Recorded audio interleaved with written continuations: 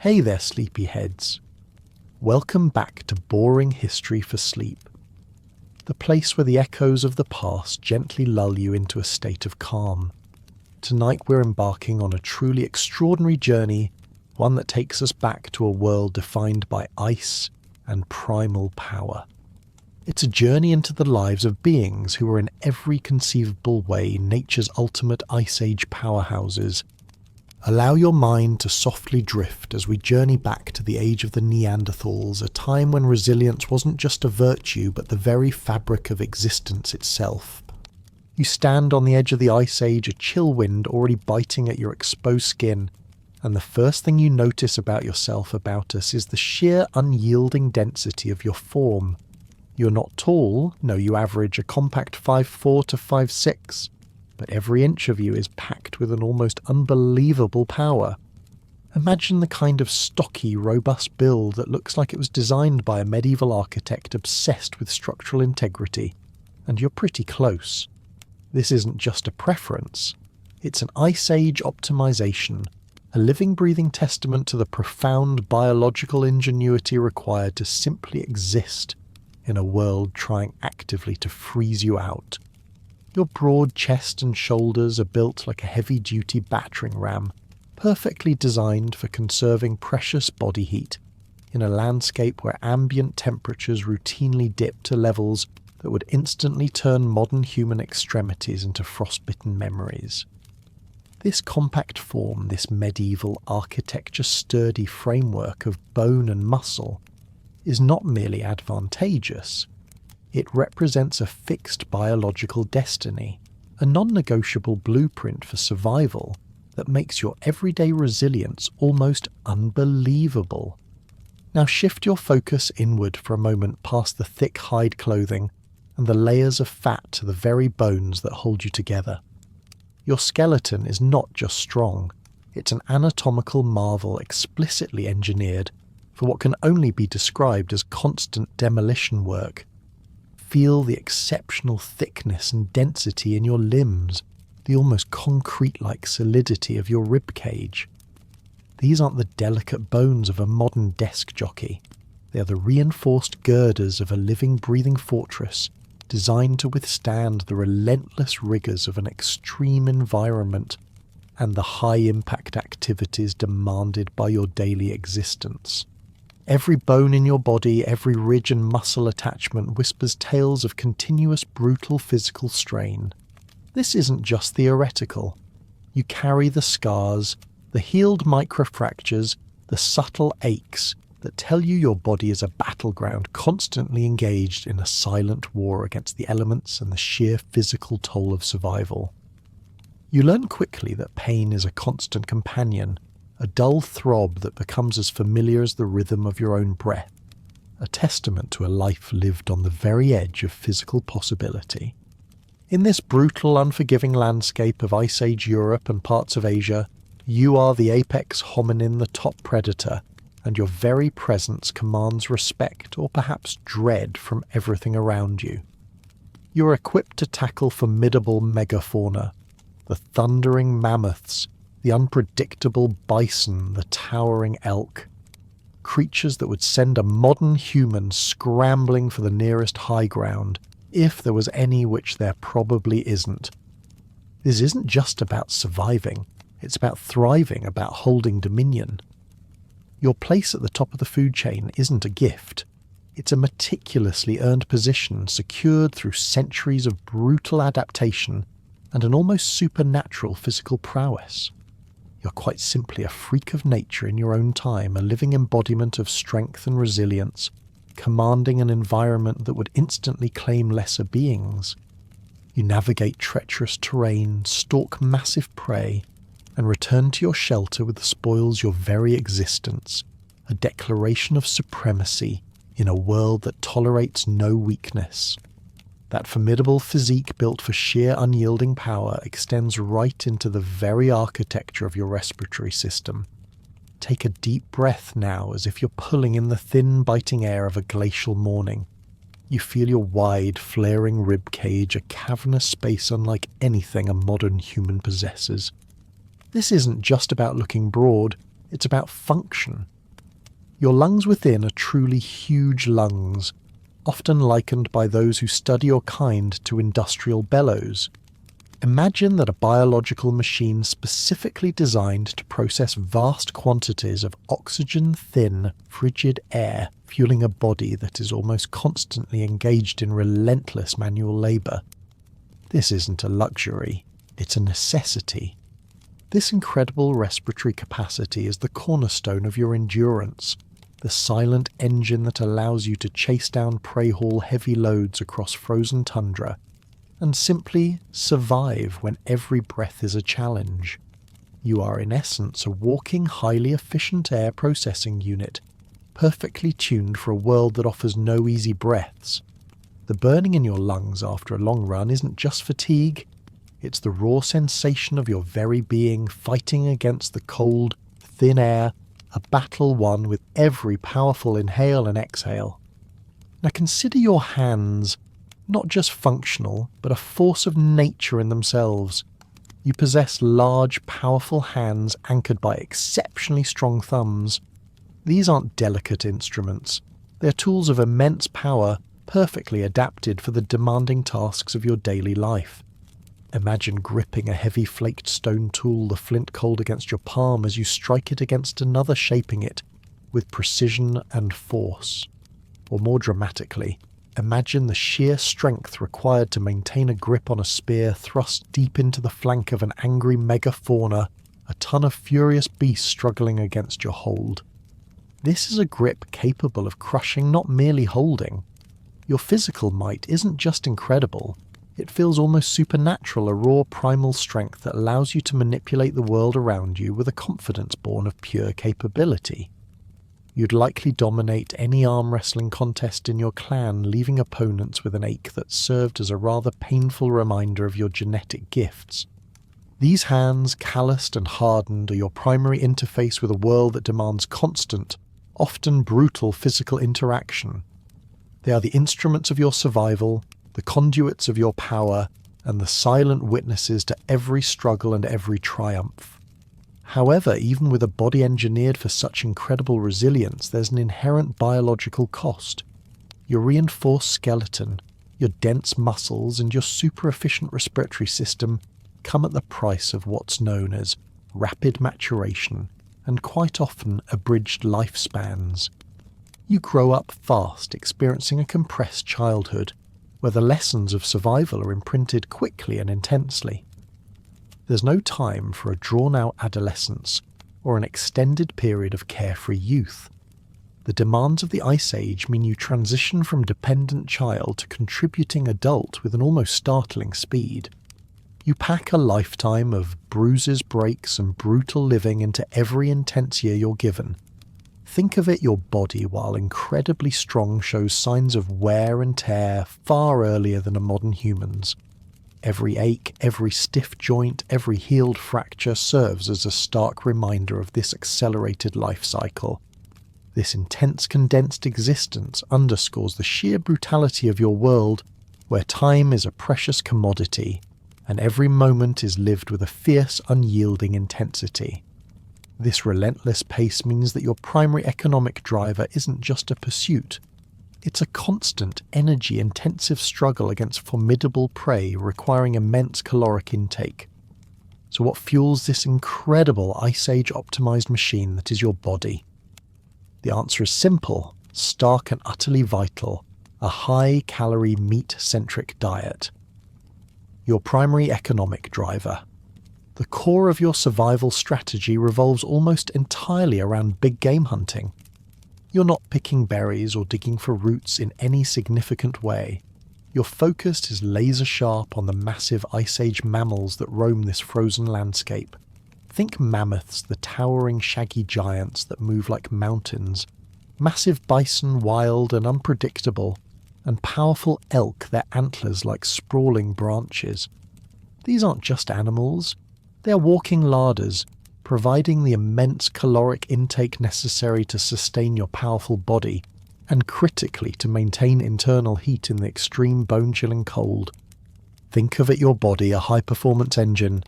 these massive herbivores your only source of premium fuel, keeping your internal furnace roaring in a world where warmth was not optional.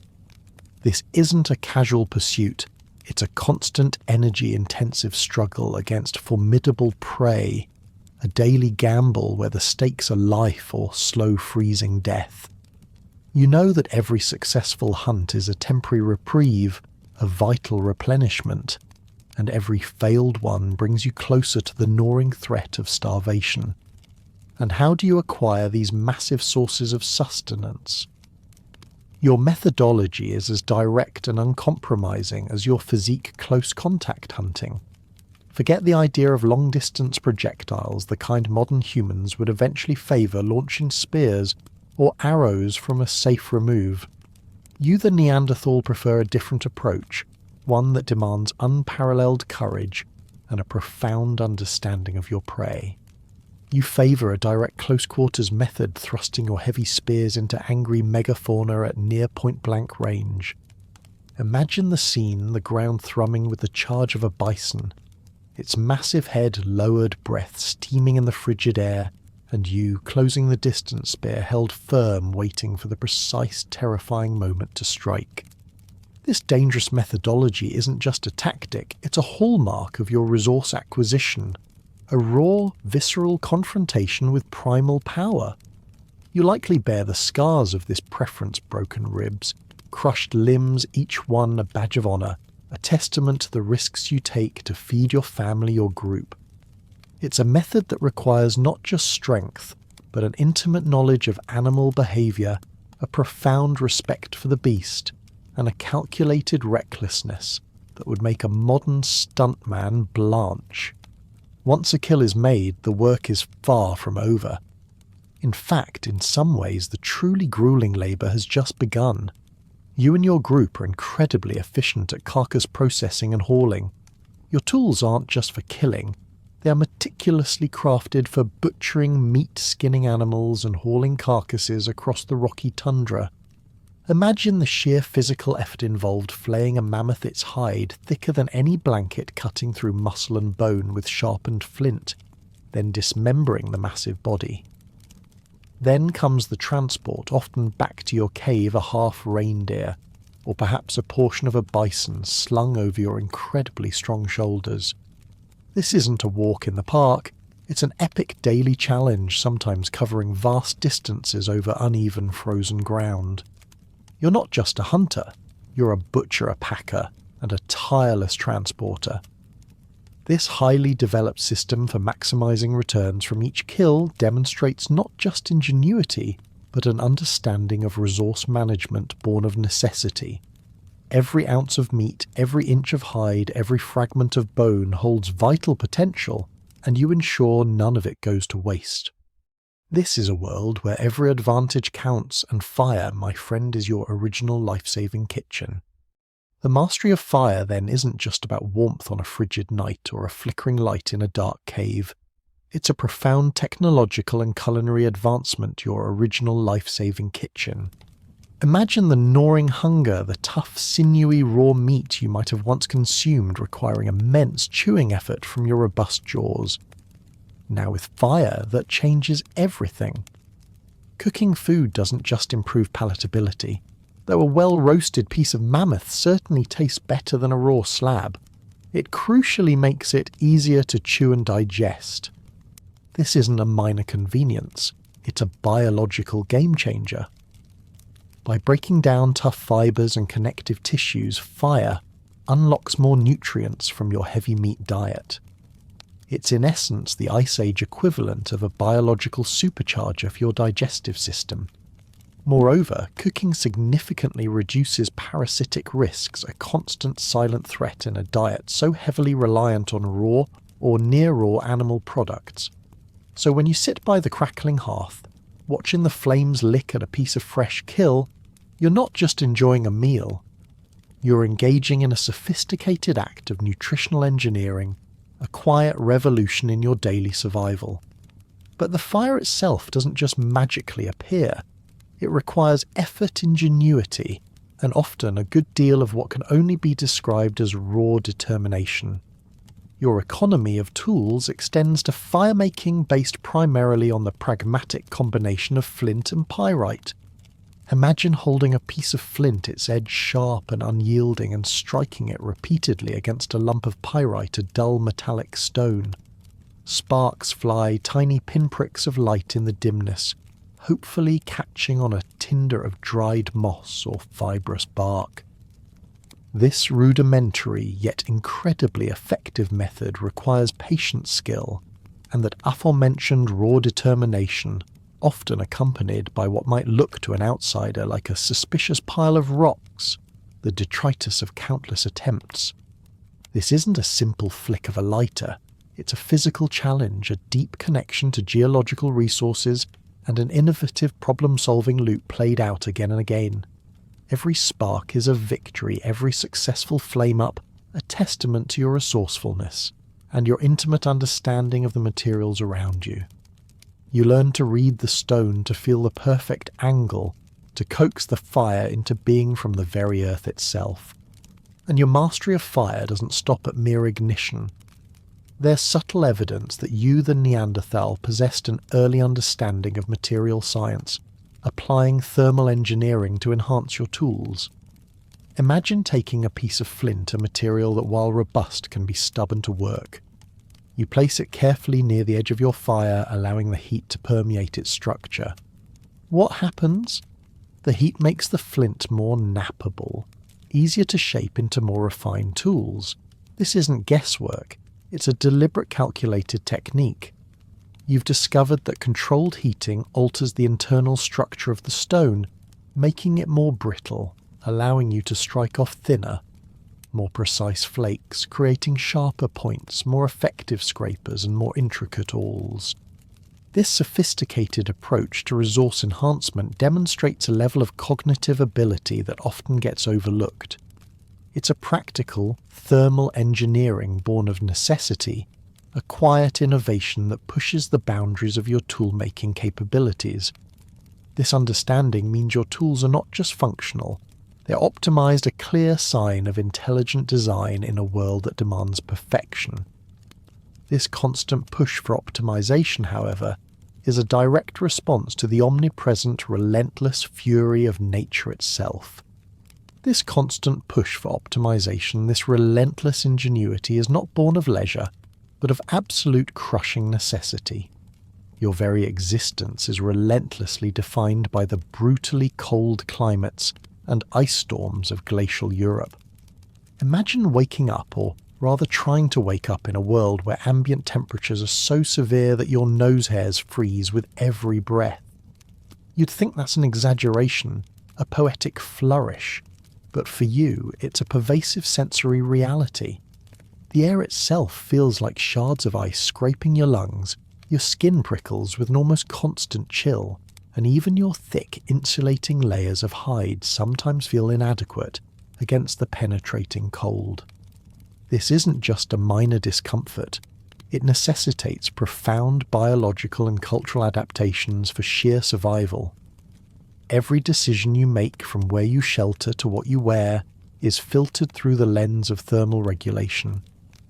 The constant chill isn't just a background element. It's a dominant shaping force, a pervasive sensory reality that dictates the rhythm of your days and the intensity of your struggles. You learn to read the subtle shifts in wind, the specific grey of the clouds that signals an approaching blizzard, because your life literally depends on it.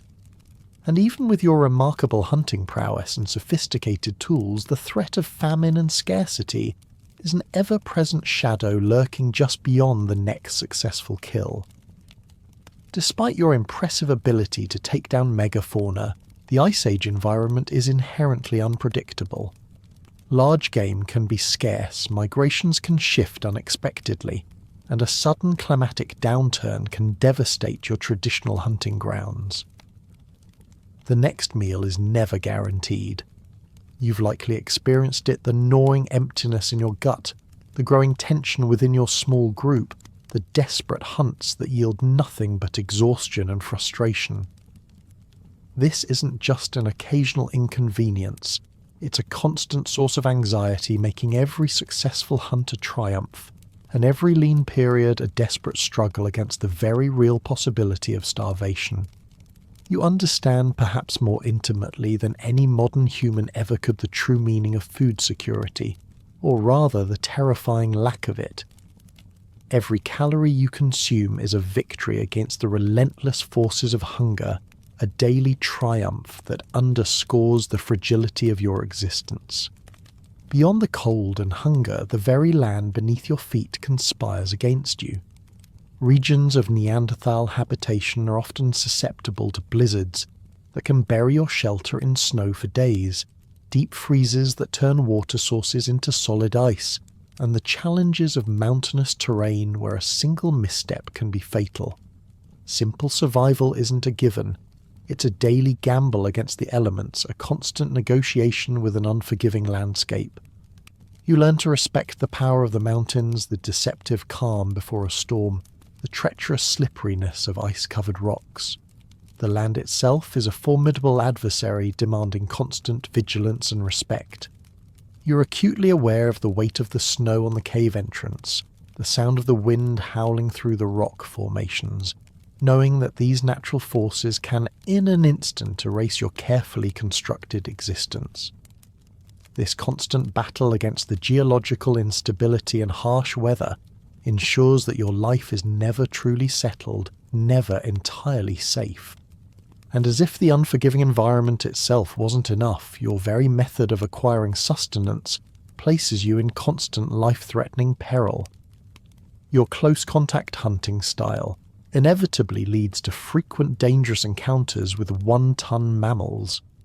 Imagine facing down an enraged bison, its massive head and horns a blur of fury, or standing your ground against a wounded woolly mammoth, its trunk swinging with devastating force.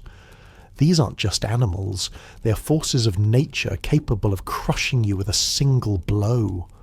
The fossil record of your kind is a vivid, brutal testament to these daily perils, showing a high incidence of trauma and injury, shattered bones, cracked skulls, broken ribs, all indicative of direct violent confrontation with powerful beasts.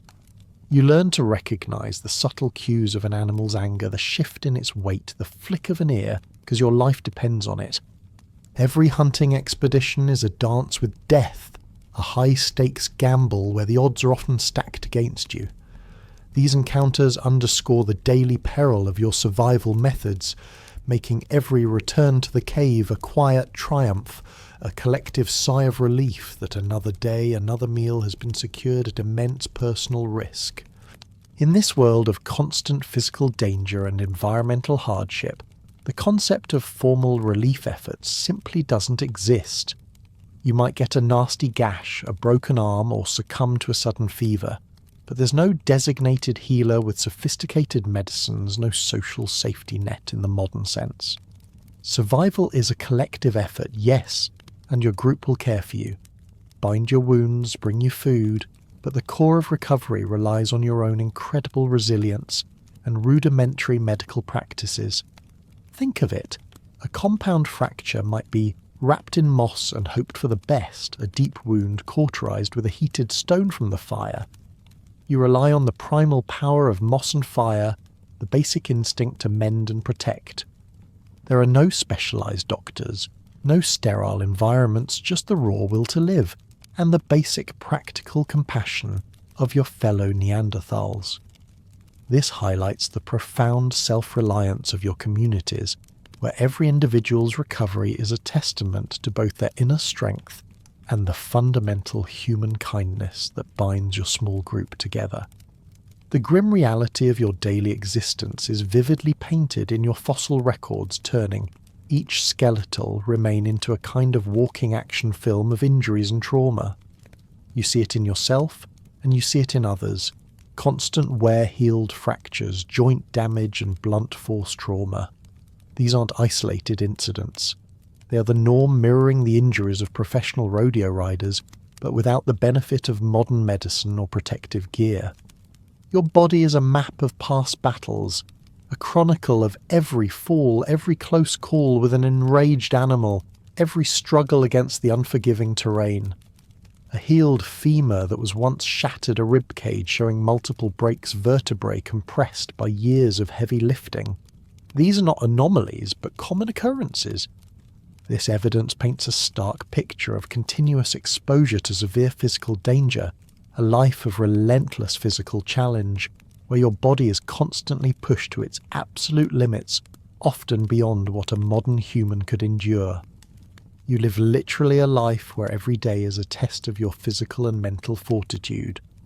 This incredible, often brutal adaptation to a world of ice and relentless challenge eventually turned into an existential crisis with the subtle, insidious shift of the global climate.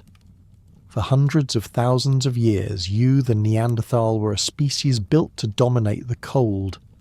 Your thick bones, your stocky build, your massive lungs, your close contact hunting strategies all were perfectly tuned instruments for thriving in the glacial environments of Ice Age Europe. You were the undisputed masters of winter. But as the last Ice Age began shifting, an almost imperceptible warming trend began to take hold. Imagine a world that has always been your domain slowly, subtly changing its rules. The forests begin to expand, pushing back the open tundra, where your preferred megafauna graze. The cold, once your ally and defining characteristic, slowly starts to recede. This warming weather, initially a subtle change, became increasingly profound, impacting your traditional hunting grounds, altering migration patterns, and introducing new competitive pressures. For a species so specialized, so perfectly optimized for a single dominant environment, this meant profound challenges. It's like being the world champion of swimming, and suddenly the competition moves to a desert marathon. You're still powerful, still resilient, but your inherent strengths are now misaligned with the new reality. This shift suggests a devastating environmental change that you were for the first time in your long history ill-equipped to handle. Your entire biological and cultural framework was geared towards the cold, and as the cold receded, so too did your natural advantage. You might not have understood the macroclimatic forces at play, but you certainly felt the pinch: fewer mammoths, more dense forests, harder to spot prey. From the overarching environmental stage and your impressive physical adaptations, your story now narrows. You felt the bite of the Ice Age wind and the thrum of your powerful lungs. Now you'll shift your focus to the tangible, sensory-rich details of your daily existence, exploring how these powerful hominins navigated the intimate and often uncomfortable realities of their personal lives, a testament to their enduring, almost freakish resilience. You'll step inside, your cave, feel the textures, smell the air, and understand the quiet, unromanticized truths of what it meant to be you, a Neanderthal living moment to moment in a world that never offered an easy breath.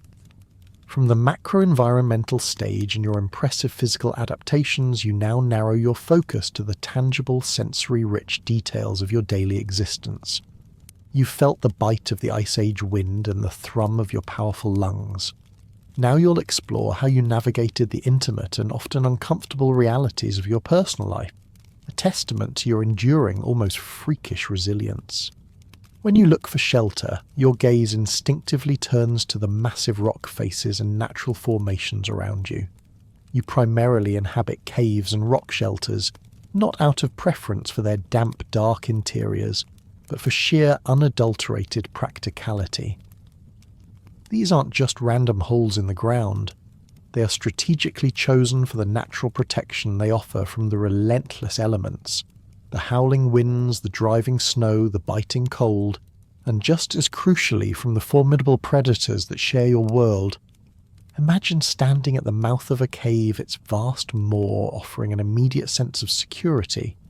You pick your caves with an astute eye, often selecting those located near reliable hunting grounds where the migrating herds pass, or in close proximity to a vital water source, a stream or a spring that might remain unfrozen even in the deepest winter. These aren't just shelters. They're your fortresses against the wild natural bastions that provide a vital buffer between your fragile existence and the raw, untamed power of the Ice Age. Inside, the temperature is more stable, the wind's less fierce, and the sheer rock walls offer a physical barrier against the bears, wolves, and other large carnivores that might otherwise see you as just another meal. You learn to read the topography to understand which cave offers the best vantage point for observation, which has the most defensible entrance, which is least prone to rockfalls. This is not just choosing a home, it's selecting a strategic stronghold in a world that is perpetually at war with you. Yet a cave, even a well-chosen one, is initially just a cold, damp, dark space. The true magic, the transformation into a livable home, comes with the mastery of fire. Imagine the profound relief, the visceral comfort as you bring fire into your chosen refuge. The crackle of burning wood fills the cavern, chasing away the oppressive darkness and pushing back the bone-deep chill. Fire provides warmth, yes, but also light, turning the shadowy corners into visible, navigable spaces. More than that, it becomes the focal point for all social activity. Around the flickering flames, your group gathers, sharing food, tools, stories, and the quiet comfort of collective presence. The cave, once a mere rock formation, becomes a prehistoric furnace, radiating a life-giving heat. And that constant earthy smell of wood smoke mingling with the scent of damp earth and dried animal skins would have been a comforting, almost primal presence, a sensory signature of home, of safety, and of communal life. You understand instinctively that the fire is the beating heart of your home, the glowing core of your survival. Within the protective embrace of your cave, you learn to craft the rudiments of comfort. Your shelters, while stark, weren't entirely barren. Imagine the feeling of raw earth or cold rock beneath you as you attempt to rest. Unacceptable. Your earliest furnishings were born of necessity and ingenuity, bedding made from animal hides and furs. You don't just throw a single hide down, you layer them meticulously, carefully, creating thick, insulated pads against the cold, damp ground. These aren't just mattresses, they are thermal barriers trapping air and body heat, creating warmer, softer sleeping areas within the otherwise unyielding rock environment. This humble luxury, born of the hunt, transforms a frigid sleeping spot into a sanctuary of sorts. You would have spent countless hours preparing these hides, scraping them clean, softening them, ensuring they offer maximum insulation. The quality of your bedding directly impacts your ability to rest, to recover, and ultimately to survive the brutal nights. You feel the rough texture of the fur against your skin, the subtle give of the layered hides, a quiet comfort in a world of harsh realities. But your innovation with animal hides doesn't stop at bedding. Evidence strongly suggests a sophisticated understanding of how to process and stitch animal hides using bone needles to create insulated clothing. This was not merely wrapping yourselves in raw skins, a crude defense against the cold. Oh no, this was crafting winter wear and slightly less winter wear, a testament to your practical intelligence and foresight.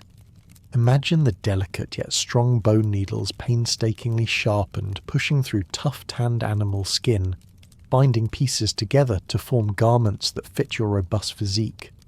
These were tailored insulated layers designed to trap body heat, shed snow, and provide maximum protection against the relentless wind and cold. You understand the importance of form and function, crafting trousers, tunics, and perhaps even hoods that would make a modern Arctic explorer nod in appreciation. Your clothing isn't just utilitarian, it's a technological marvel of prehistoric tailoring, a sophisticated defense against the extreme cold. You feel the weight of these garments, the way they hold your body heat close as second skin that allows you to operate effectively, even thrive in conditions that would instantly incapacitate an unclad modern human. Step into your cave home and close your eyes for a moment. What do you experience? The deep quiet of the cave envelops you, a profound silence broken only by the comforting rhythmic crackle of the central hearth. This is not the cacophony of the modern world, nor the howling gales outside. Instead, it's a unique, almost meditative soundscape. Intermingling with this, you discern the subtle scent of smoke, damp earth, and dried animal skins. It's an organic, primal aroma distinct from the sterile environments of the future, yet utterly defining of your space. This unique sensory environment is a world unto itself, a sanctuary of sorts, a stark contrast to the unforgiving, turbulent world outside. You learn to interpret these subtle cues. The strength of the smoke tells you how well the fire is burning. The dampness in the air hints at the weather. Outside, the scent of animal skins speaks to the success of a recent hunt. This is your personal sphere, a place where your senses are constantly engaged interpreting the delicate balance between safety and the ever-present threat of the wild. Beyond mere warmth and light, the flickering, dancing flames of the fire in your shelters provided something even more vital, a makeshift force field against anything that growled in the dark. Imagine the long dark Ice Age nights, the sounds of unseen predators lurking just beyond the cave mouth.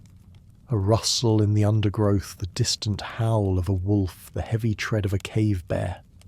These sounds are not just noises, they're constant chilling reminders of the dangers that surround you. But the fire acts as a powerful deterrent. Most large predators are instinctively wary of fire, perceiving it as a threat. The light keeps them at bay, the smoke a disorienting, unpleasant barrier. This isn't just physical protection, it's profound psychological security during those interminable dark nights. You sleep more soundly knowing the fire stands guard, a constant vital reassurance against the unseen threats.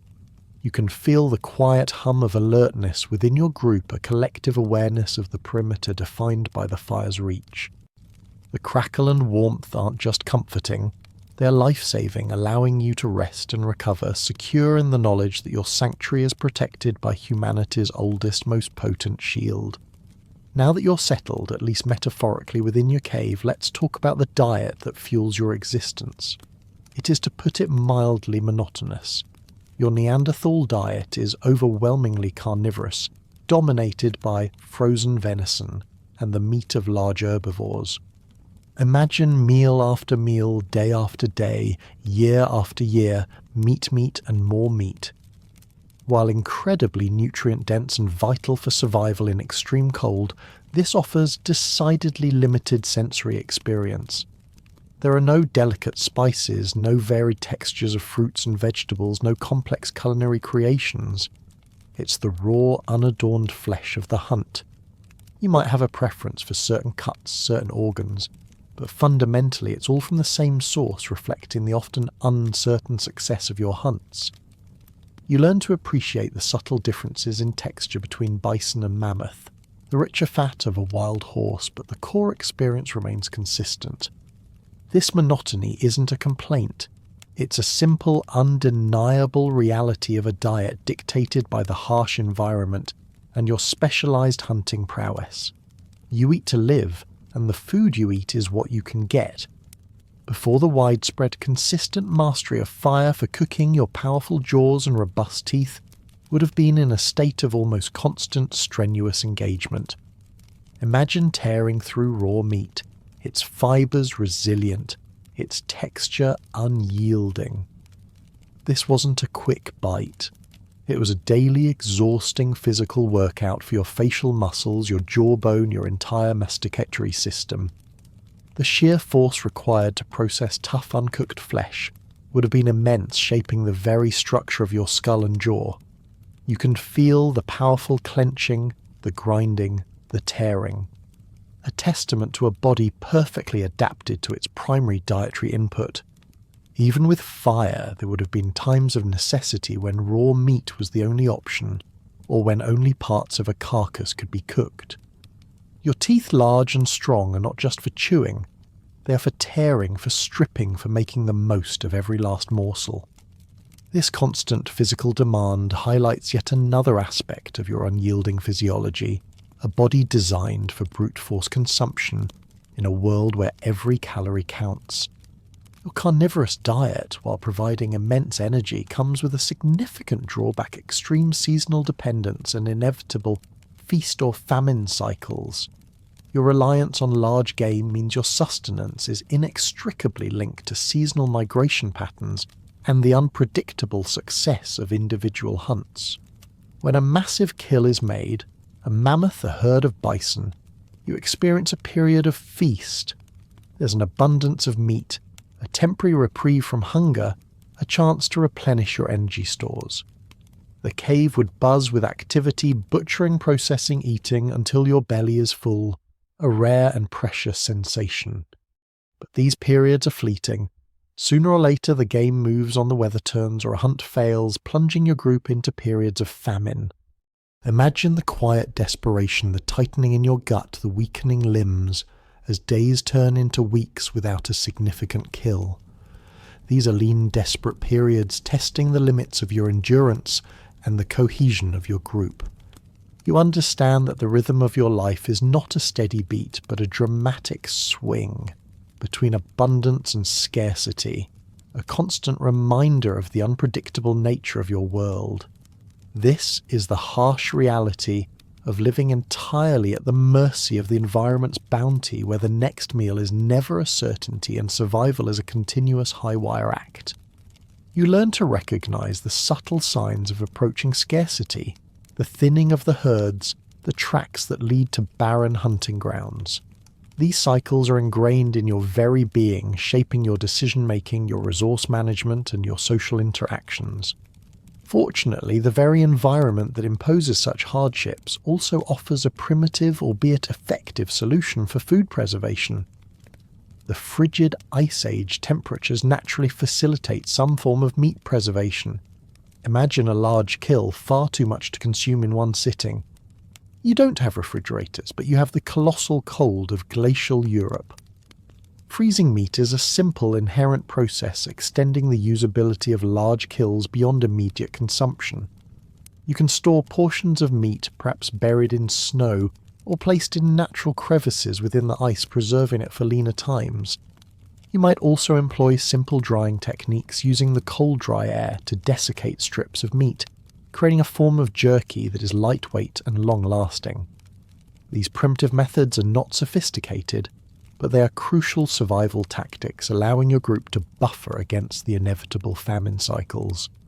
This natural refrigeration and simple drying allow you to maximize every ounce of a precious kill, a quiet testament to your ingenuity and adaptation to the unique conditions of your world. As previously hinted, the role of fire in your daily diet extends far beyond just providing warmth and protection. Cooking meat over fire is not merely about improving palatability. It's a crucial step in unlocking more nutrients from your predominantly carnivorous diet. Think of raw meat, dense with connective tissue and tough fibers. Your robust jaws and teeth can process it, but the body has to work incredibly hard to extract all the vital energy. When you apply heat, the muscle fibers break down the proteins denature, and the fats render more readily.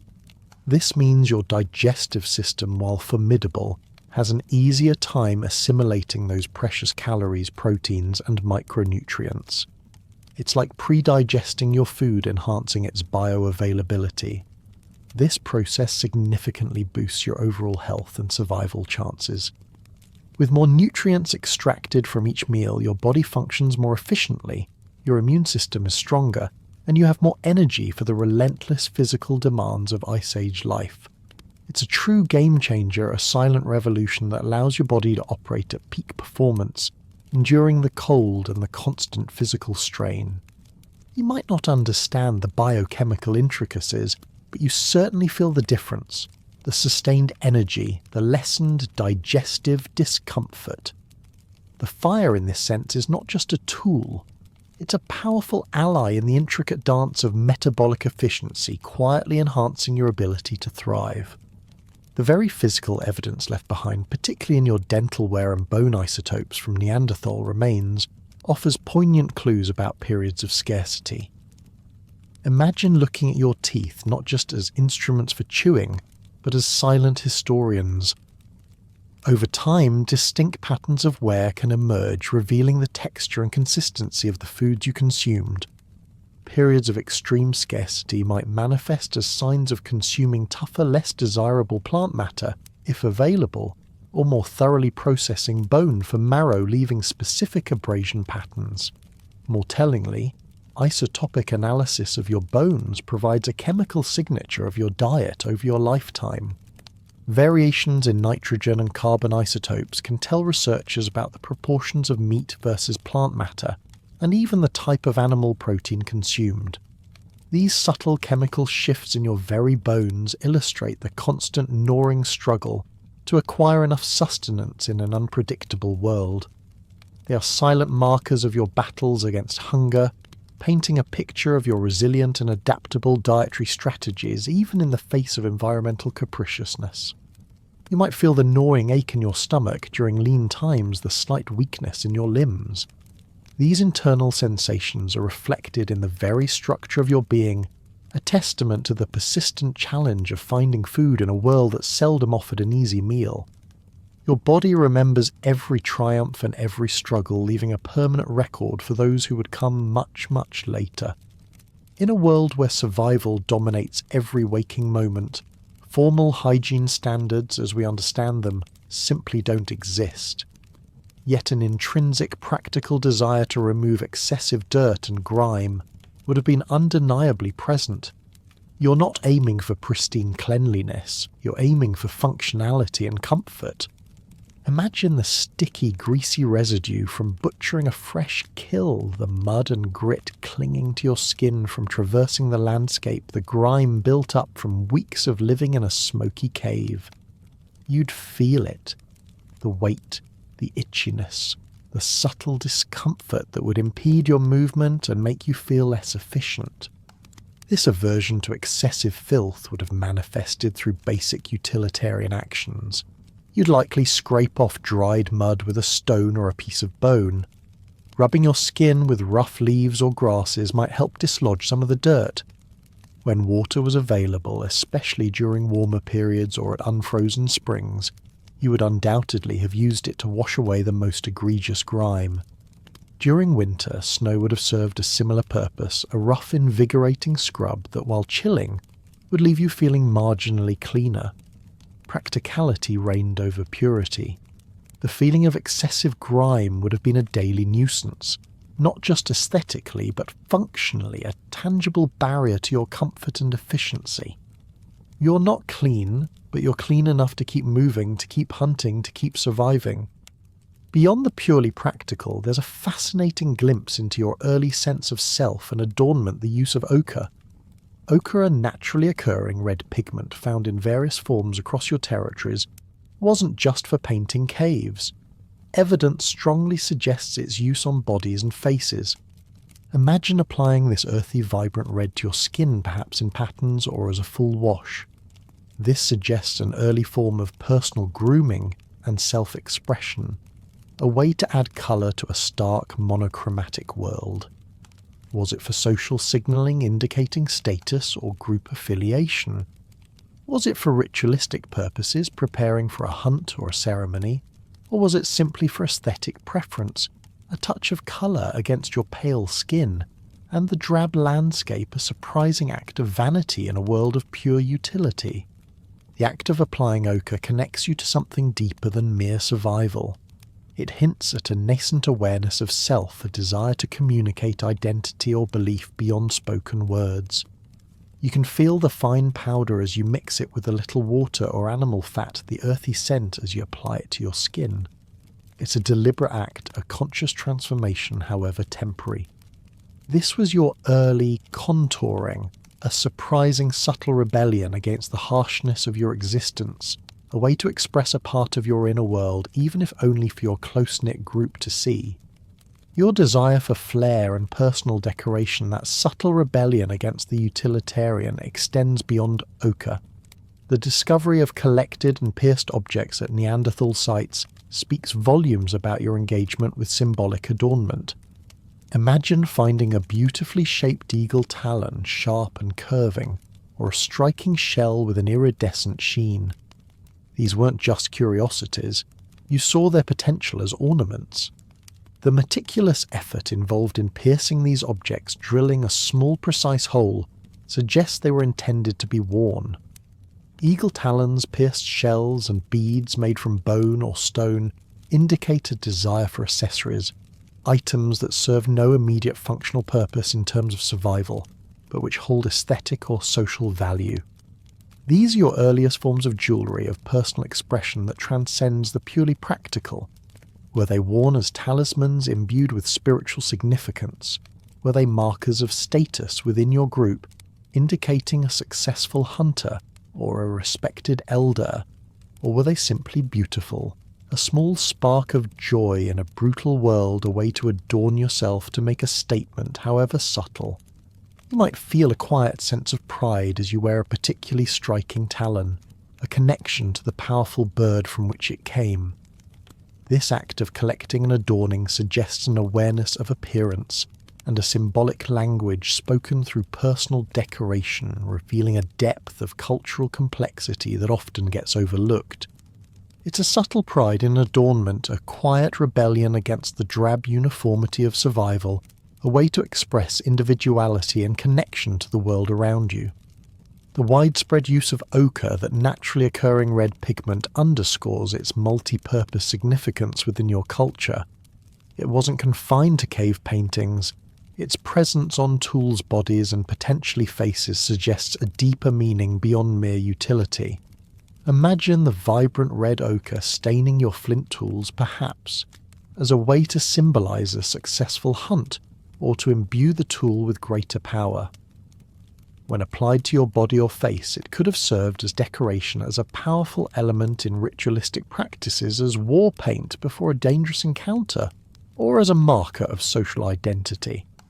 This red pigment, earthy and visceral, was your early contouring, a surprising act of vanity or ritual that allowed you to transform your appearance and communicate meaning. You feel the cool, powdery texture against your skin, smell the subtle mineral scent, understanding its power to convey messages that words alone might not capture. Ochre in your hands becomes a versatile medium for expression, a vital component of your symbolic language, allowing you to bridge the gap between the physical and the abstract, between the practical and the profound.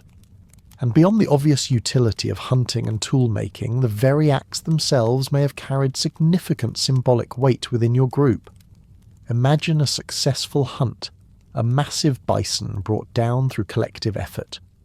This isn't just a source of food, it's a profound communal achievement. The act of hunting itself, the skill, the courage, the teamwork may have been imbued with symbolic meaning representing prowess, communal effort, and a deep connection to the natural world. The tools you create, your finely flaked spear points and scrapers, are also more than just functional objects. They represent ingenuity, skill, and the power to transform raw materials into extensions of your will. Each successful hunt is a shared victory, a reinforcement of your collective identity, and the tools that make it possible become symbols of your mastery over a challenging environment. This intertwining of the practical and the symbolic reveals a world where every action, every object can hold deeper meaning, shaping your understanding of yourselves and your place in the cosmos. Your daily existence, stripped of modern conveniences, is a continuous cycle of relentless physical labour. Imagine waking up and almost immediately your muscles are engaged. This isn't a 9-to-5 job with lunch break. This is manual labour 24/7. You're constantly climbing, hunting, hauling, carving. All tasks essential for survival and maintenance in the harsh Ice Age environment. Every muscle in your body, honed by generations of this unforgiving lifestyle, is put to the test day in and day out. Think of the constant ache in your shoulders from hauling a kill, the strain in your legs from traversing uneven, frozen terrain, the precision and power required in your hands for shaping stone. This constant physical exertion isn't a chore to be avoided. It's the very rhythm of your life, a non-negotiable requirement for your existence. You simply endure. The dull throb in your muscles, the stiffness in your joints become as familiar as the changing light of the day. This isn't just about strength. It's about endurance, about the sheer unyielding will to push your body beyond what seems possible, knowing that your survival and the survival of your group depends on it. You're a living, breathing machine, constantly in motion, constantly working, constantly contributing to the collective effort of staying alive.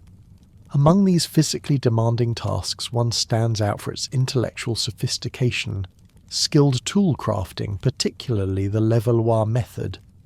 This isn't just banging two rocks together and hoping for the best. Oh no. The Levallois method is a multi-step process, a testament to advanced cognitive planning and technical skill.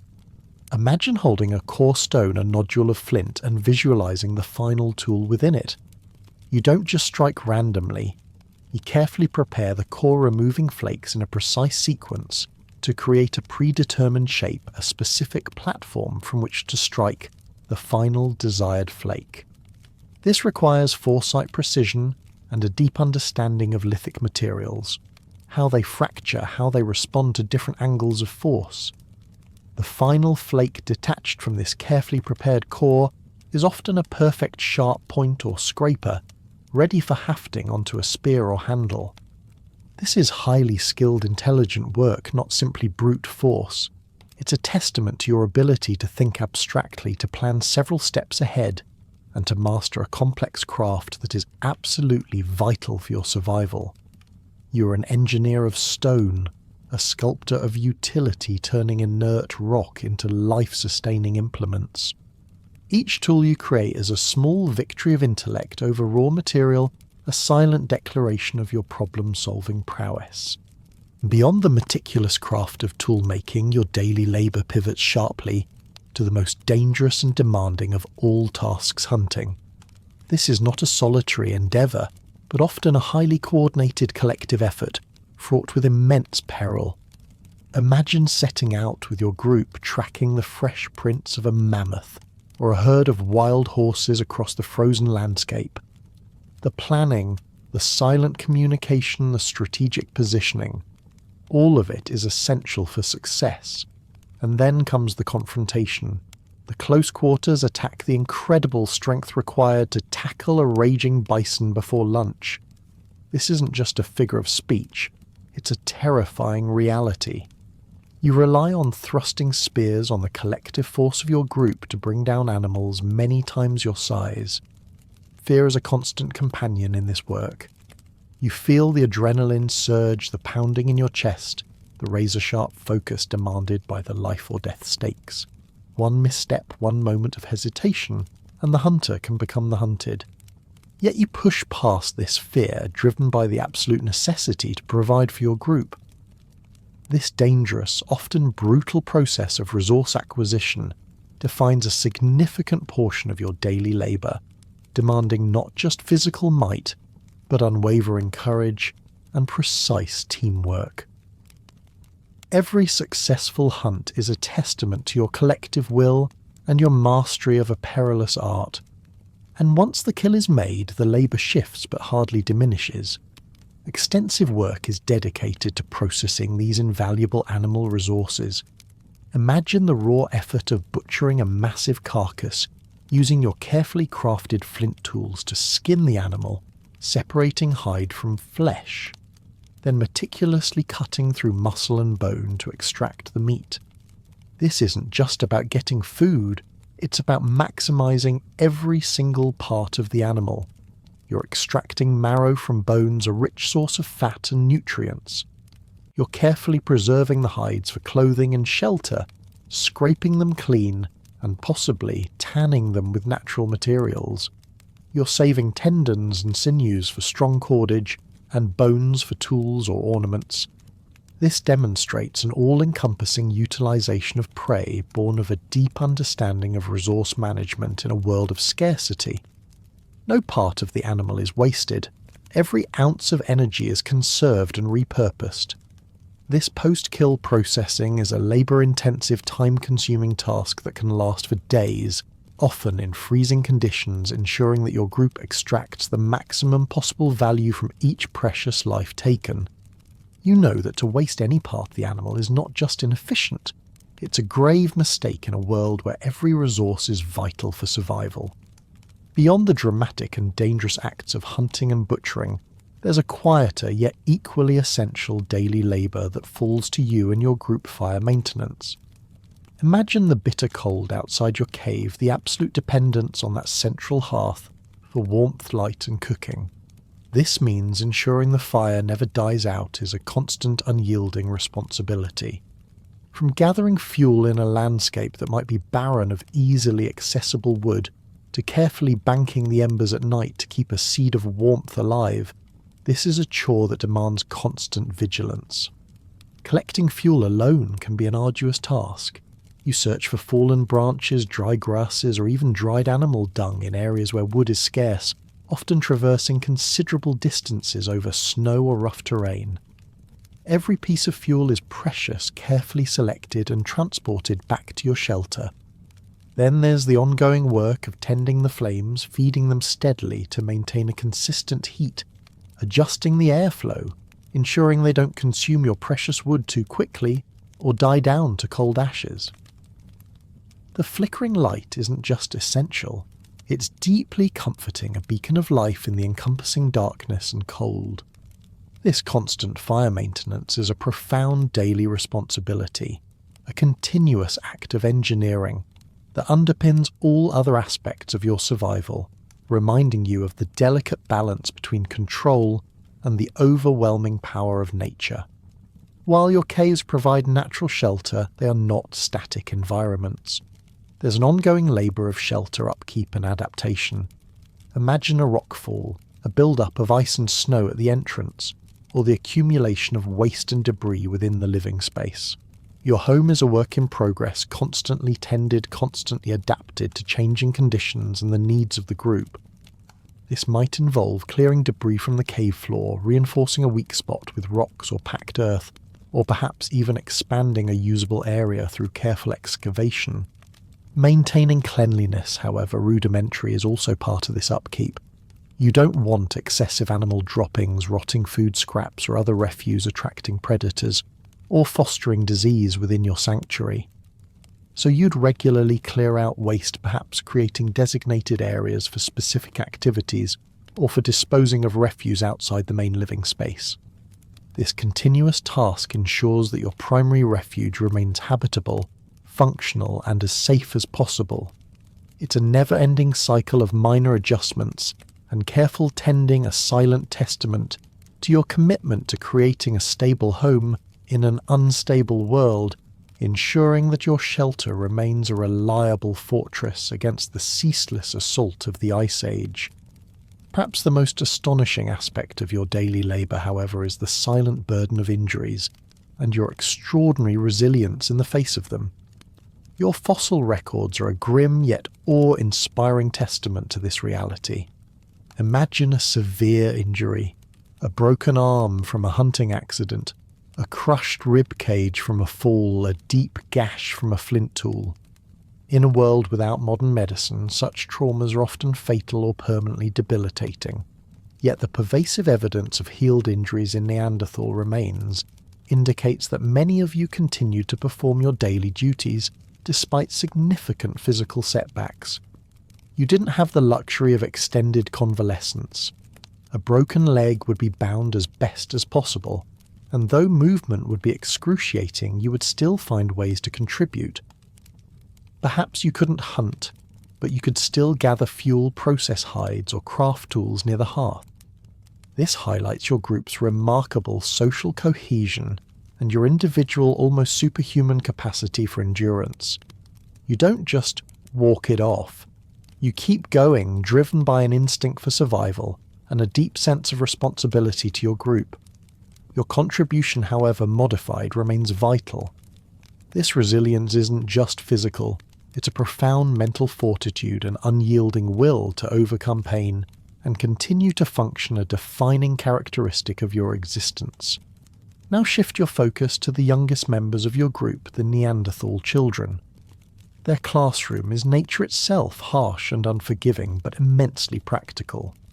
They learn essential survival skills through a process of purely observational learning, imitation, and direct hands-on participation in the daily activities of your group.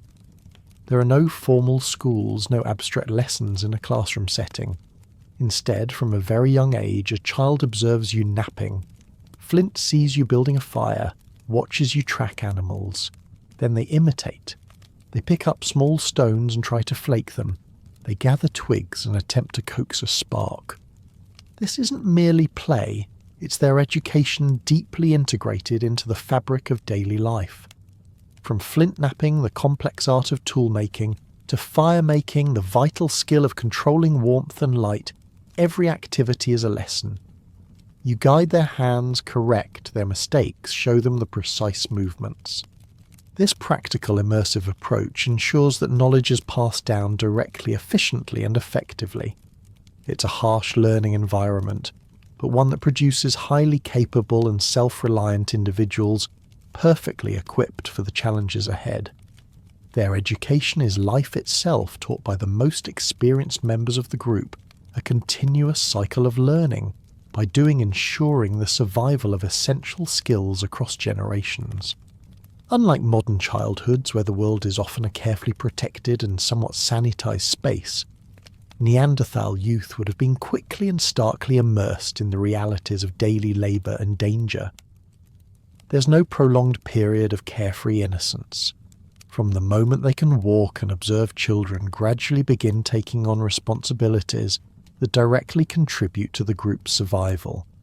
Imagine a child, perhaps only 5 or 6 years old, tasked with collecting small pieces of tinder or helping to carry lighter bundles of fuel. Play often mimicked the serious business of adulthood. You'd see children miming hunts using sticks as miniature spears, practicing tracking games, or meticulously attempting to flake small stones into tools. These aren't just games. They're crucial training exercises preparing them for the intense physical and mental demands of their adult lives.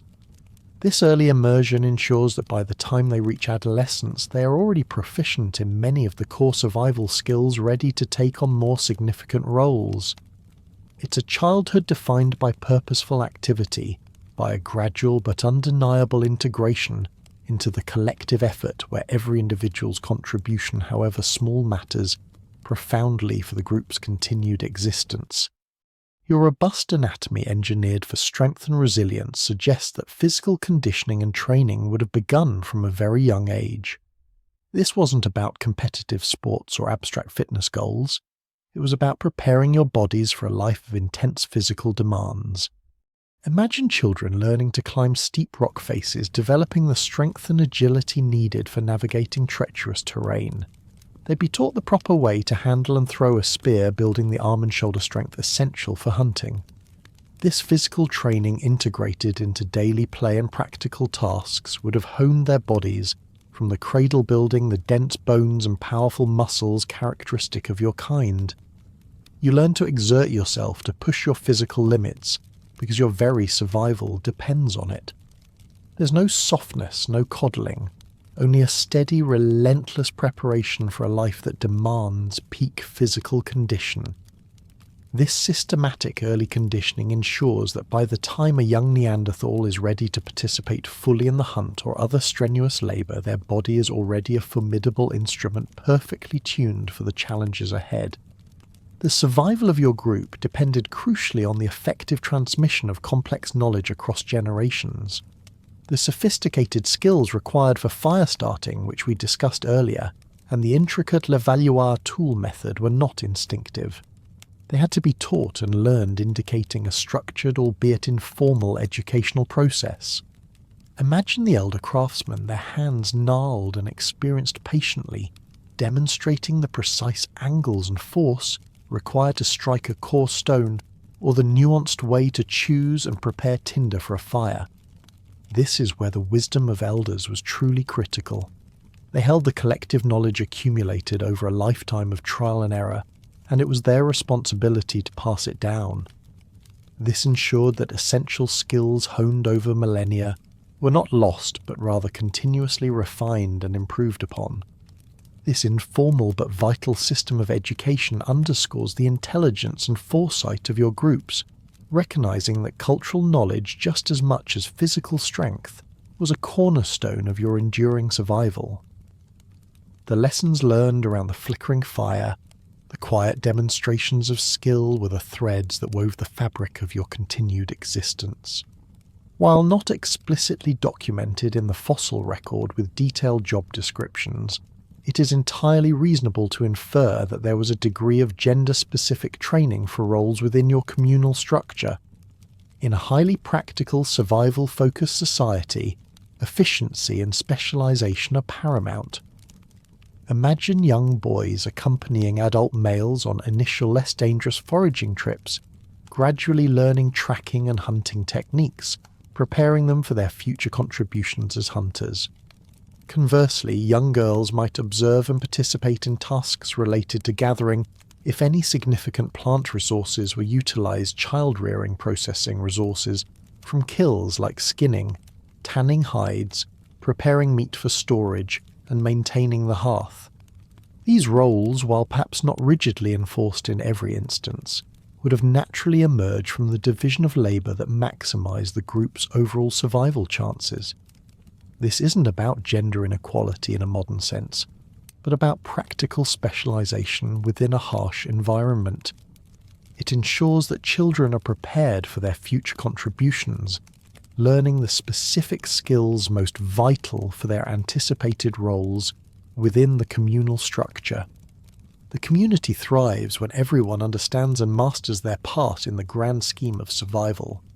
This immersive practical education, combined with the intense physical demands of your world, meant an accelerated maturation rate and significantly shorter childhoods compared to modern humans. Your bodies built for resilience and raw power developed quickly.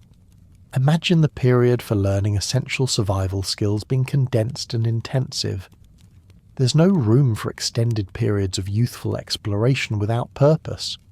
By what a modern human would consider early adolescence, you're already expected to be fully contributing members of the group capable of performing demanding tasks. You grow up fast not by choice, but by necessity in a world that demands maturity and contribution from an early age. This truncated childhood means that the pressures of adulthood arrive quickly, placing a heavy burden of responsibility on young shoulders. Yet it also means that your formative years are spent acquiring invaluable life-sustaining skills, making you incredibly self-reliant and capable from a young age. This accelerated life cycle underscores the intensity of your existence, where every year counts and every moment is a preparation for the next challenge. Now, with a deeper understanding of your daily routines and physical demands, we turn our attention to the subtle tapestry of your social fabric, revealing the richness of your inner world. Having explored the physical struggles and daily routines that shaped your external lives, you now shift focus to the rich, though subtly expressed inner world of the Neanderthals. This journey into their cultural practices, social interactions, and symbolic expressions reveals an unexpected depth for beings often dismissed as mere freaks of nature. You'll discover that even in the most unforgiving of worlds, the hominin spirit found ways to connect, to express, and to create meaning. One of the most compelling pieces of evidence for your sophisticated inner world lies in the capacity for language.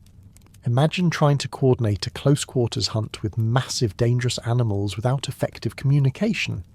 Impossible. The presence of the hyoid bone in Neanderthal remains a small horseshoe-shaped bone crucial for speech production. In modern humans strongly suggests you possessed the anatomical capacity for complex vocal communication. This isn't just about making sounds, it's about forming word sentences and complex thoughts. Further genetic evidence supports this. You carry genes related to language processing, particularly the FOXP2 gene, which is also critical for speech and language development in Homo sapiens. This combination of anatomical and genetic evidence strongly indicates that you are capable of more than mere grunts or simple calls. Somewhere perhaps around a flickering fire or on a silent hunt, a Neanderthal likely shared a complex thought, a detailed instruction, or even a nuanced emotion. This capacity for language is a profound marker of your cognitive abilities, lifting you far beyond the realm of simple instinct-driven animals and placing you firmly within the sphere of complex thinking beings. You could plan, coordinate, teach, and perhaps even tell stories. This capacity for language is intricately linked to the necessity of cooperation for survival, which implicitly created a complex social code within your groups. Imagine hunting a mammoth. It requires incredible coordination. Who will distract? Who will thrust the spear? How will you retreat? Where will you find cover? This level of collaboration demands clear, coordinated communication. More than that, the practice of community care for your injured members, which we've briefly touched upon, implies sophisticated social interactions requiring an unwritten code of mutual support and shared responsibility. Harmony was not just desirable, it was essential for the group's continued existence. A fractious group unable to communicate effectively or offer mutual aid would quickly perish in the brutal Ice Age. So you develop a subtle, intricate social etiquette, a way of interacting that fosters cohesion and minimizes conflict. This code of conduct isn't written down, but it's deeply ingrained, understood by every member of the group, ensuring that cooperation, not discord, is the dominant force in your daily lives. You learn to read the subtle cues of your companions, to understand their intentions, and to act as a unified whole, a testament to your highly evolved social intelligence. Given your capacity for language, which we've just explored, it's reasonable to infer that your daily interactions included meaningful conversation. While the specifics are lost to the sands of time and ice, these exchanges were probably deeply practical, centered around the immediate demands of survival, detailed hunting strategies for tomorrow's expedition, discussing the best locations for gathering flint, or sharing knowledge about edible or inedible plants. But beyond the purely utilitarian, these conversations undoubtedly fostered social bonding. Imagine sitting around the fire, the flickering light casting long shadows on the cave walls, as you share the day's experiences, recount a challenging hunt, or simply enjoy the quiet camaraderie of your group. These exchanges, however simple or complex, reinforced group cohesion and a sense of shared purpose. They built trust-resolved minor conflicts and allowed you to express a range of emotions from frustration to quiet satisfaction. You might not be discussing philosophy or abstract concepts, but the shared experience of survival, articulated through language, creates an unbreakable bond. The quiet murmur of voices around the hearth, the shared laughter or solemn reflection, are all part of the glue that holds your small interdependent community together. In small, highly interdependent groups like yours, non-verbal communication would have been just as critical as spoken words, if not more so, for daily etiquette and understanding subtle social dynamics. Imagine a silent hunt, a raised hand, a specific glance, a subtle shift in posture. These cues would convey complex instructions without breaking the quiet of the landscape. Your senses are finely tuned to the nuances of your companion's movements and expressions. Beyond the hunt, in the intimacy of the cave, non-verbal signals would govern much of your social interaction. A particular facial expression far beyond just ready for a fight could convey approval, concern, warning, or quiet comfort. Body language, the way you sit, the way you hold yourself, the way you offer food, would communicate respect, deference, or challenge. A glance could convey much communicating an unspoken agreement or a shared understanding that needed no words. This intricate web of non-verbal cues ensures smooth social functioning, allowing for nuanced communication, even in the absence of explicit speech, binding your close-knit groups together through an almost instinctive understanding of each other. And then there's the profound role of silence in your prehistoric interactions. In a world devoid of constant ambient noise, periods of silence might have been as communicative, if not more so, than speech.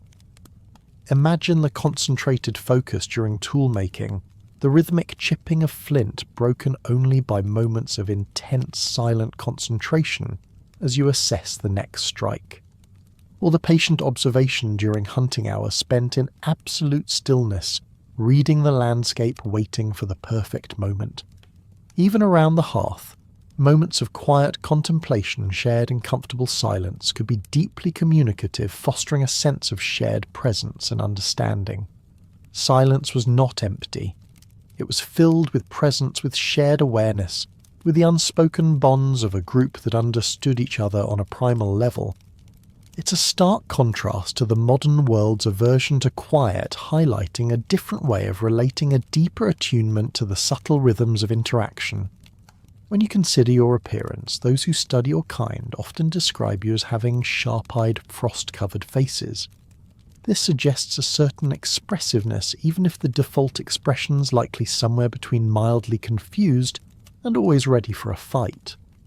This observation, however humorous, hints at a range of non-verbal cues that conveyed more than just aggression or primal instinct. Imagine the subtle furrow of a brow indicating contemplation, the slight tightening around the eyes signifying concern, or a momentary softening of the lips hinting at amusement. While your world was harsh and demanded a certain stoicism, you were not devoid of emotional complexity, and these emotions would have found subtle expression on your faces. You learn to read these nuances in your companion's expressions, understanding the unspoken messages behind the gaze, the slight shift in the jawline. This Ice Age anime characters analogy, though playful, points to the potential for a richer, more varied palette of nonverbal communication than you're often given credit for, revealing an inner life that belies the common stereotype of the grunting, brutish caveman. Your face, hardened by the elements, was also a canvas for the quiet dramas of your inner world.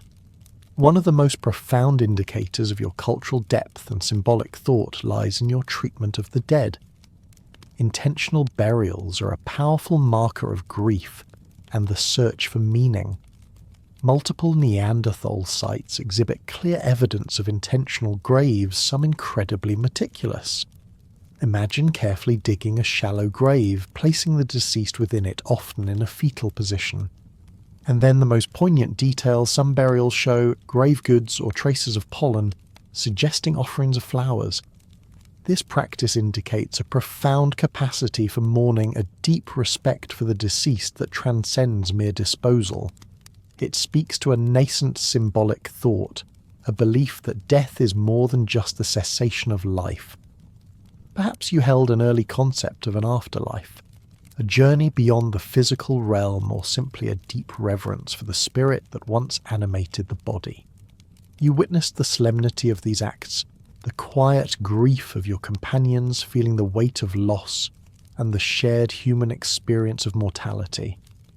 These aren't just interments, they are rituals, acts of profound meaning that highlight the complex emotional and spiritual lives you led even in the most pragmatic of worlds. You honour your dead, and in doing so you define your own humanity. And it's not just the burials. Further discoveries unequivocally prove your engagement in symbolic art and self-expression, challenging previous assumptions about your cognitive abilities. Imagine stepping into a deep cave far from the light of day and seeing not just natural rock formations, but deliberate marks, symbols, and even figures painted on the walls. Discoveries of cave paintings in Spain made with red ochre over 64,000 years ago are a powerful testament to this. These aren't random scratches, they're deliberate artistic acts, creations born of intention and meaning. This art predates modern human art in Europe, shattering the old narrative that only Homo sapiens possessed the capacity for abstract thought and creativity. Your art is capable of abstract representation, of imbuing objects and spaces with meaning beyond their physical form. You see the vibrant red ochre, feel the rough texture of the cave wall, and understand that these aren't just images. They are expressions of your inner world, your stories, your connection to the cosmos. These aren't just marks, they are deliberate artistic acts of creativity, a profound declaration of your cognitive sophistication. Your artistic and symbolic expressions extend into the realm of personal adornment and the collection of decorative objects. Imagine holding a beautifully crafted eagle talon or a shell with intricate patterns. The presence of eagle talons, pierced shells and beads at Neanderthal sites points to a cultural practice of collecting and possibly wearing non-functional accessories. These aren't just random finds. They're carefully selected, sometimes modified and clearly valued. This hints at an aesthetic appreciation, a desire for beauty that goes beyond mere utility. Were these objects worn as social signals, communicating status or group identity? Were they simply ornaments chosen for their inherent beauty? A small spark of joy in a brutal world. You might feel a quiet sense of pride as you wear a particularly striking talon, a connection to the powerful bird from which it came. This act of collecting and adorning suggests an awareness of appearance and a symbolic language spoken through personal decoration, revealing a depth of cultural complexity that often gets overlooked. It's a subtle pride in adornment, a quiet rebellion against the drab uniformity of survival, a way to express individuality and connection to the world around you. The widespread use of ochre, that naturally occurring red pigment, underscores its multi-purpose significance within your culture. It wasn't confined to cave paintings. Its presence on tools' bodies and potentially faces suggests a deeper meaning beyond mere utility. Imagine the vibrant red ochre staining your flint tools, perhaps as a way to symbolize a successful hunt, or to imbue the tool with greater power. When applied to your body or face, it could have served as decoration, as a powerful element in ritualistic practices, as war paint before a dangerous encounter, or as a marker of social identity. This red pigment, earthy and visceral, was your early contouring, a surprising act of vanity or ritual that allowed you to transform your appearance and communicate meaning. You feel the cool, powdery texture against your skin, smell the subtle, mineral scent, understanding its power to convey messages that words alone might not capture. Ochre in your hands becomes a versatile medium for expression, a vital component of your symbolic language, allowing you to bridge the gap between the physical and the abstract, between the practical and the profound.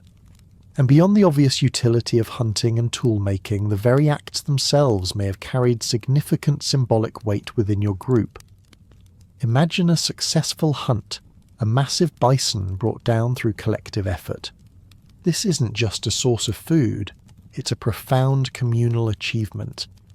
The act of hunting itself, the skill, the courage, the teamwork may have been imbued with symbolic meaning, representing prowess, communal effort, and a deep connection to the natural world. The tools you create, your finely flaked spear points and scrapers, are also more than just functional objects.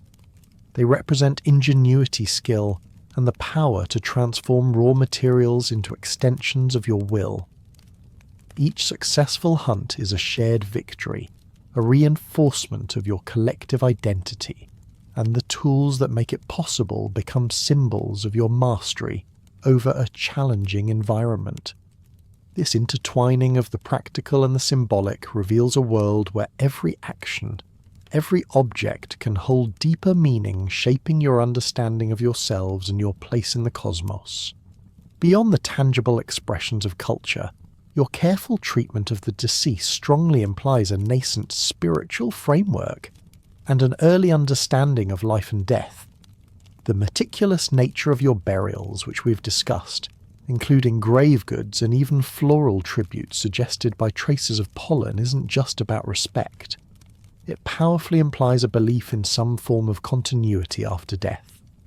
Imagine placing cherished objects alongside a departed loved one, a favourite tool, a carefully crafted ornament. This act suggests that these items were thought to be useful or meaningful in some other realm, a journey beyond the physical. Or perhaps the flowers were a final beautiful gesture of farewell, a way to honour the departed spirit. This speaks to a poignant echo of our own mortality, a shared human desire to find meaning in death. It reveals a capacity for abstract thought, for contemplating what lies beyond, suggesting a sophisticated spiritual life that transcends the purely pragmatic demands of survival. You mourn, you honour, and in doing so, you grapple with the great mystery of existence, affirming a deeper connection to the world than mere physical survival. This capacity for deep emotion and social connection is further evidenced by your reverence for the deceased and community support for the vulnerable.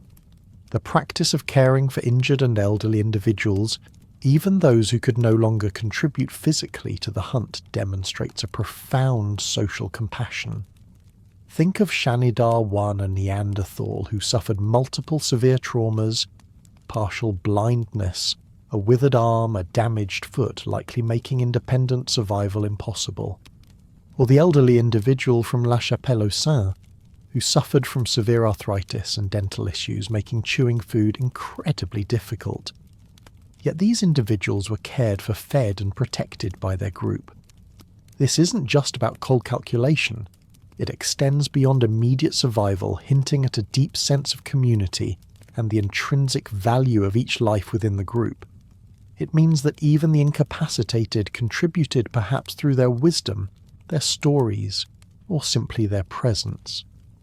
This profound empathy and collective responsibility are powerful indicators of your social sophistication, challenging any simplistic view of you as merely brutish. You valued your old and your injured, understanding that a community is defined not just by its strongest, but by how it treats its most vulnerable. Indeed, your engagement in art burial rituals and the collection of symbolic objects strongly suggests that you sought and created meaning in your lives beyond the purely pragmatic demands of survival.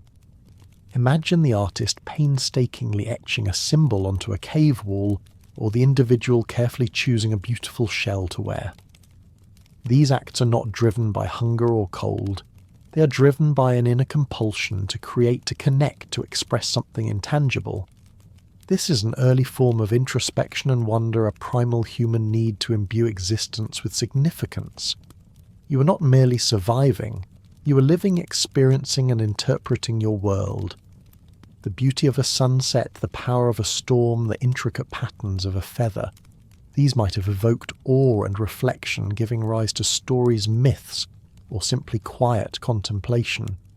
You looked at the world and saw not just resources, but meaning transforming a harsh existence into something richer and more profound.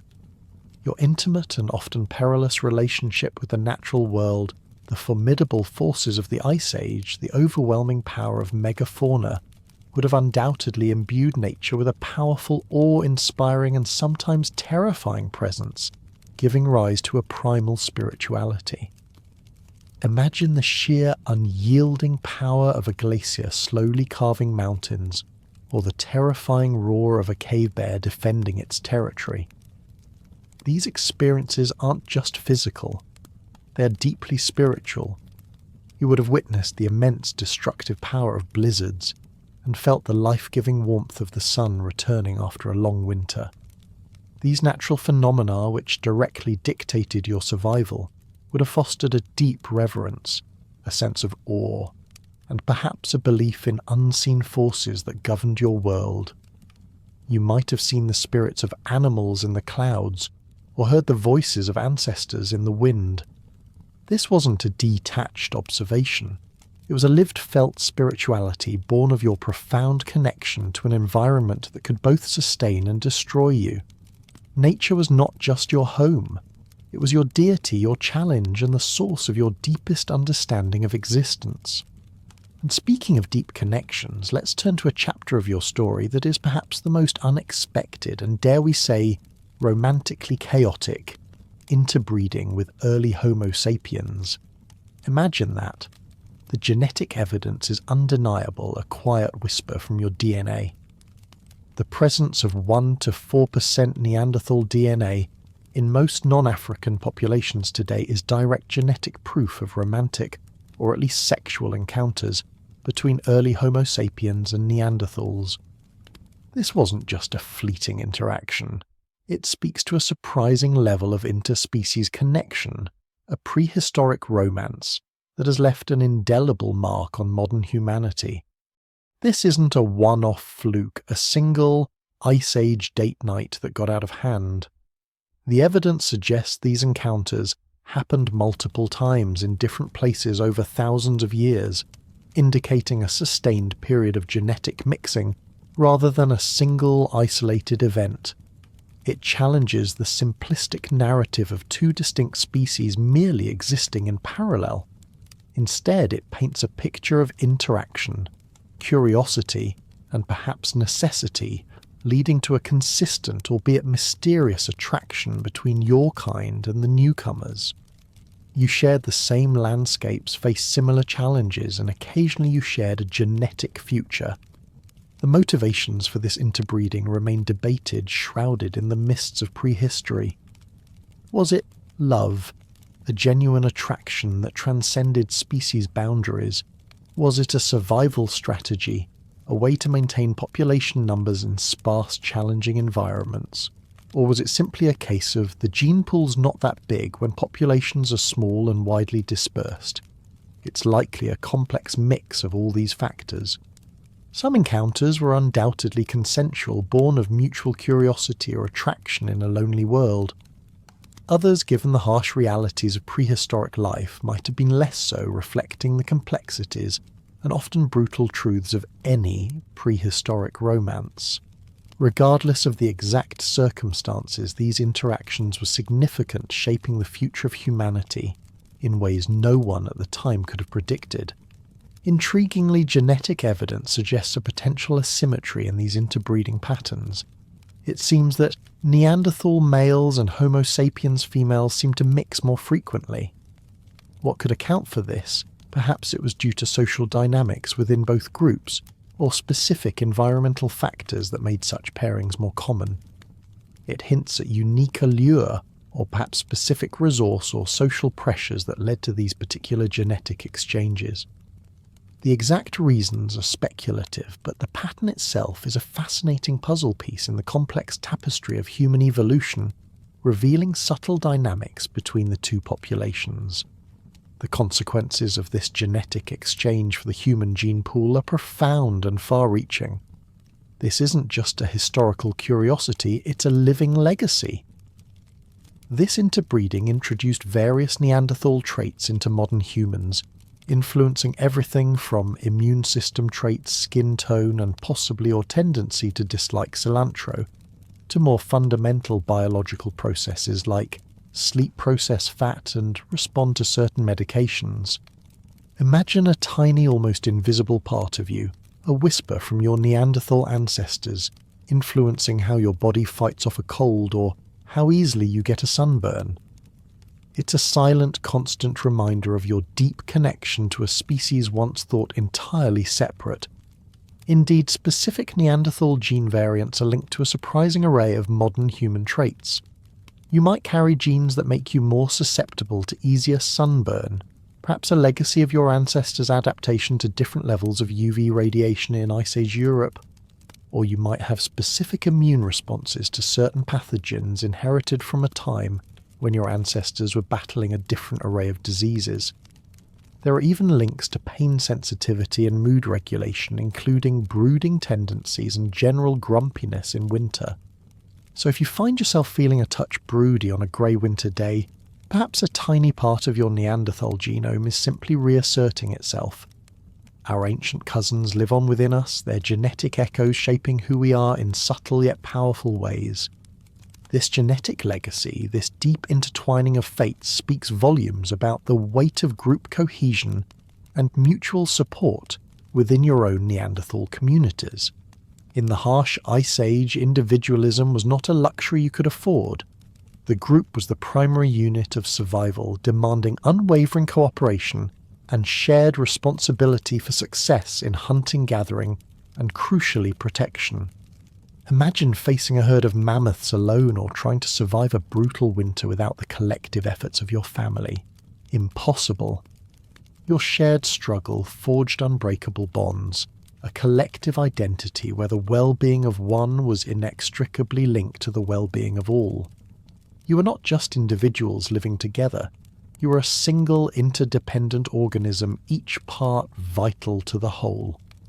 This profound sense of collective identity meant that decisions were often made for the good of the group, and personal desires often took a back seat to communal survival. The strength of your bonds was quite literally the strength of your survival. The profound sense of community within your Neanderthal groups is perhaps most beautifully and powerfully demonstrated by your care for the vulnerable, an act of compassion that transcends mere utility. Imagine the challenge of sustaining an individual like Shanidar 1, who suffered from multiple debilitating injuries, partially blind with a withered arm and a damaged foot, or the elder from La Chapelle-aux-Saints, afflicted with severe arthritis and dental issues that would make chewing incredibly difficult. These individuals, unable to actively participate in the demanding daily tasks of hunting or foraging, would be a burden in a purely pragmatic survival of the fittest scenario. Yet they were not left behind. They were sustained, fed and protected often for years by their group. This isn't just about cold calculation. It demonstrates profound empathy and social cohesion, ensuring that even the incapacitated contributed to the group's survival in a different way, perhaps through their knowledge, their experience, or simply by fostering the very compassion that held the group together.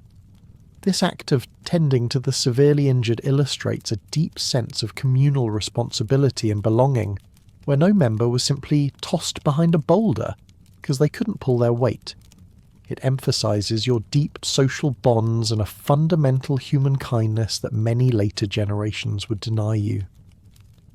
These Ice Age buddies still made room for you at the fire, a quiet, powerful testament to your shared humanity.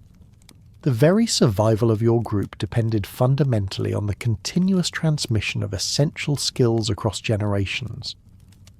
Imagine the complex knowledge required for tool-making, the nuanced understanding of fire, the intricate strategies for hunting specific megafauna. These aren't instinctive behaviours. They are learned, refined, and passed down. This generational impact of shared knowledge reinforced the importance of collective learning and the role of elders as repositories of vital information. The quiet trust passed down from generation to generation. The elder showing the younger how to strike flint, the hunter teaching a child how to track a bison, was the invisible thread that ensured the group's continued existence. This wasn't just about practical skills. It was about the continuity of your culture, your way of life. Without this constant flow of knowledge, your group would quickly become inefficient, vulnerable, and ultimately perish. You understood perhaps instinctively that your survival was a collective memory, a shared inheritance of wisdom passed from hand to hand, mind to mind. While honour, in a formal samurai sense, might be too grand a concept, one standing within your group was undoubtedly tied to resilient skill and contribution to collective survival. Imagine the quiet respect given to the hunter who consistently brought back game, or the toolmaker whose flints were always sharp and reliable. But this respect extended even to those who faced debilitating injury. To persist, to continue contributing, even in modified ways despite severe physical setbacks, was to earn respect. The ability to endure, to walk it off, or to keep going, often with a permanent limp or a gnarled limb, spoke volumes about your inner fortitude and commitment to the group. It was a quieter, more grounded form of reputation built not on glory, but on sheer unyielding perseverance in the face of relentless adversity. Now, having explored your daily struggles and cultural expressions, we turn to how you asserted your power over your environment and the enigmatic consequences that shaped your legacy.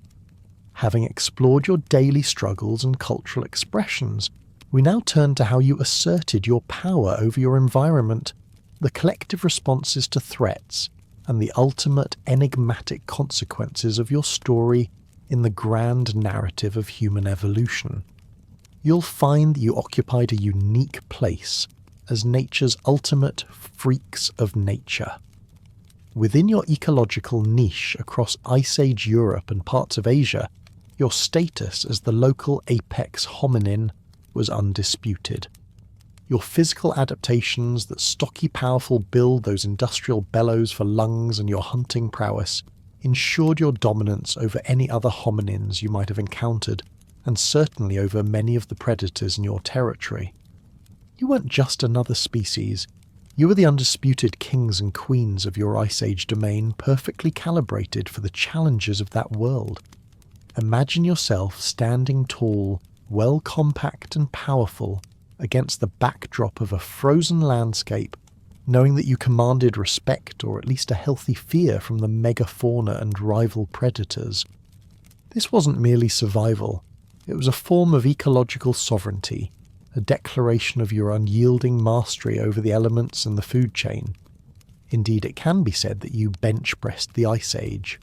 This vivid metaphor perfectly encapsulates your unparalleled ability to not just survive, but to truly thrive and control your environment.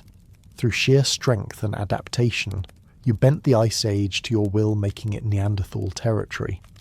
Imagine the monumental physical triumph over nature that this implies, a species so robust, so perfectly suited, that it could dominate a period of profound environmental hardship for hundreds of thousands of years.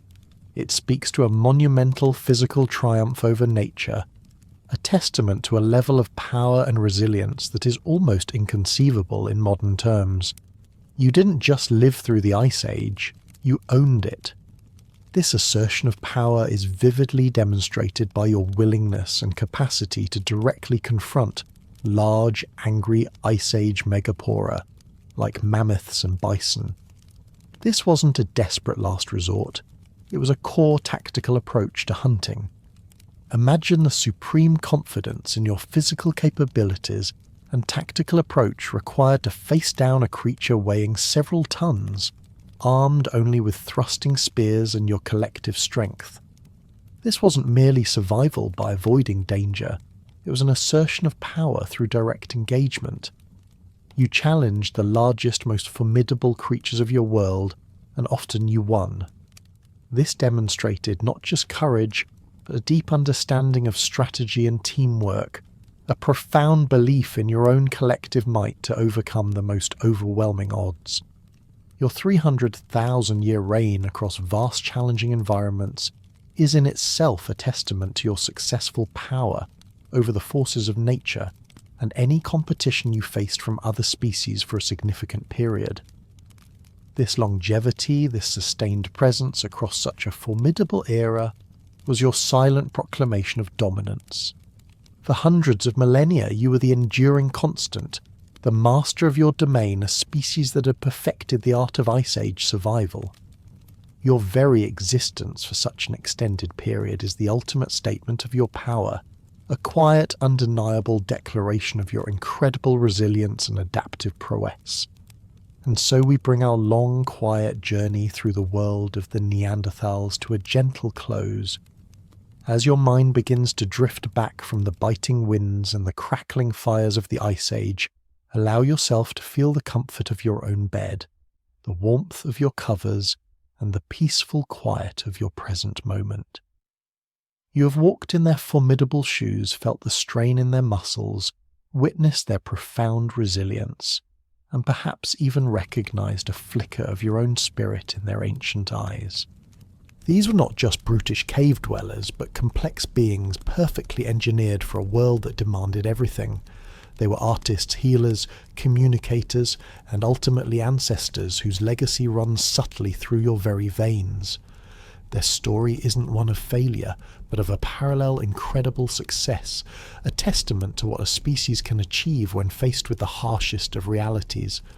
As the last echoes of their hunts fade into the quiet and the image of their sturdy forms becomes softer, more distant, remember the sheer, unyielding power of life itself, and the extraordinary ways it finds to persist, to connect, and to leave its mark. Let the thought of their strength and endurance be a comforting presence as you slip into the deeper realms of rest. Release any lingering thoughts of ice and mammoth and simply settle into the peaceful rhythm of your own breath. The past has receded, leaving only a gentle sense of wonder, a quiet appreciation for the resilience that pulses through all existence, including your own. Allow that sense of calm to wash over you, pulling you gently towards the profound stillness of sleep.